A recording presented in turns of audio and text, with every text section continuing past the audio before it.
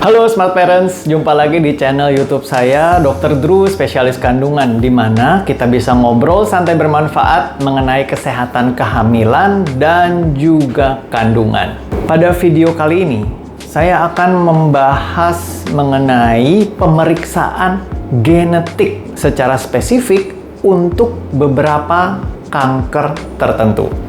Yuk kita simak sama-sama. Apa itu pemeriksaan genetik? Nah, ini adalah sebetulnya cara untuk mengetahui apakah Anda memiliki gen yang abnormal tertentu atau gen yang tidak normal. Di mana gen pada dasarnya adalah seperti buku resep dalam tubuh, di mana mereka memberitahu sel Anda secara spesifik bagaimana membuat protein yang berbeda. Nah, gen ini terkadang memiliki mutasi Smart Parents atau yang oleh para ahli disebut varian. Ini adalah perubahan dalam resep tubuh tadi. Mereka terkadang mempengaruhi cara tubuh Anda membuat protein. Nah, dalam beberapa kasus, kondisi varian ini dapat membuat Anda beresiko terkena penyakit. Ada tes genetik nih Smart Parents yang dapat mencari varian yang terkait dengan berbagai macam jenis kanker. Mengapa seseorang memilih pemeriksaan genetik? Nah, gen ini diturunkan dalam keluarga Smart Parents. Dan orang yang memiliki anggota keluarga dengan kanker jenis tertentu terkadang memilih untuk melakukan pemeriksaan genetik ini. Dengan cara ini, mereka dapat mengetahui apakah mereka memiliki varian gen yang berbahaya. Kemudian, mereka dapat mengetahui apakah mereka perlu mengambil langkah-langkah untuk menurunkan risiko kanker terhadap mereka. Apakah saya harus menjalani tes atau pemeriksaan genetik ini? Nah, jawaban atas pertanyaan ini Smart Parents adalah tidak sama untuk semua orang. Di mana dokter mungkin akan merekomendasikan pemeriksaan yang namanya BRCA12 tergantung pada situasi Anda. Contohnya, situasi yang pertama nih, terdapat riwayat penyakit pribadi. Ini berarti apakah Anda sendiri menderita kanker atau misalkan tidak. Rekomendasinya juga akan tergantung pada beberapa hal nih. Contohnya berapa usia Anda ketika Anda didiagnosis menderita kanker. Yang kedua, jenis kanker apakah itu. Lalu apakah Anda juga memiliki kerabat yang menderita kanker. Skenario yang kedua nih, terdapat riwayat penyakit pada keluarga. Ini berarti apakah ada saudara atau kerabat Anda yang memang menderita kanker. Dan hal ini akan tergantung juga pada beberapa hal. Contohnya berapa banyak orang yang di keluarga Anda yang menderita kanker. Jenis kanker apa yang mereka miliki. Berapa usia mereka saat pertama kali didiagnosis kanker. Lalu apakah mereka sudah dites secara positif untuk setiap varian genetik pada kanker mereka masing-masing. Apa yang harus saya lakukan sebelum saya melakukan pemeriksaan genetik ini?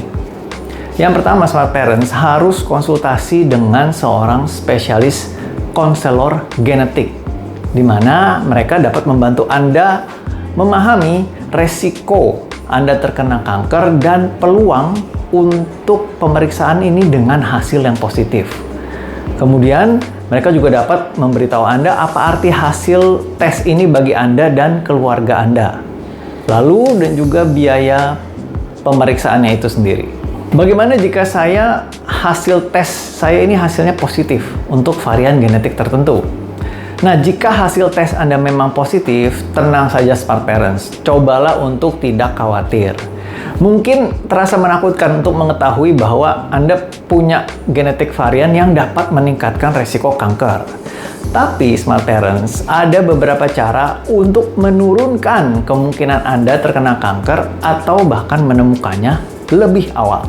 Dan juga tanyakan kepada dokter dan juga konselor genetik Anda apa arti hasil tes ini terhadap Anda. Kemudian tanyakan apa yang dapat Anda lakukan untuk menurunkan peluang terkena kanker atau menemukan kanker ini jauh lebih awal.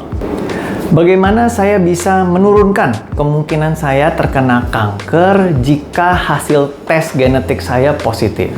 Sebetulnya ada beberapa hal yang dapat Anda lakukan untuk menurunkan resiko atau menemukan kanker sejak dini. Berikut ini adalah contoh rekomendasi untuk wanita dengan mutasi BRCA1 atau 2 yang positif. Yang pertama, pertimbangkan screening ekstra untuk kanker payudara dan kanker ovarium.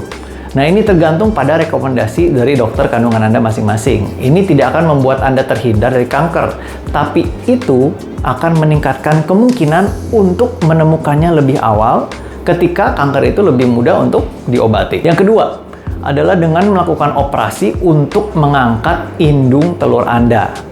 Untuk menurunkan risiko kanker ovarium Anda setinggi mungkin, banyak ahli merekomendasikan agar ovarium atau indung telur ini diangkat.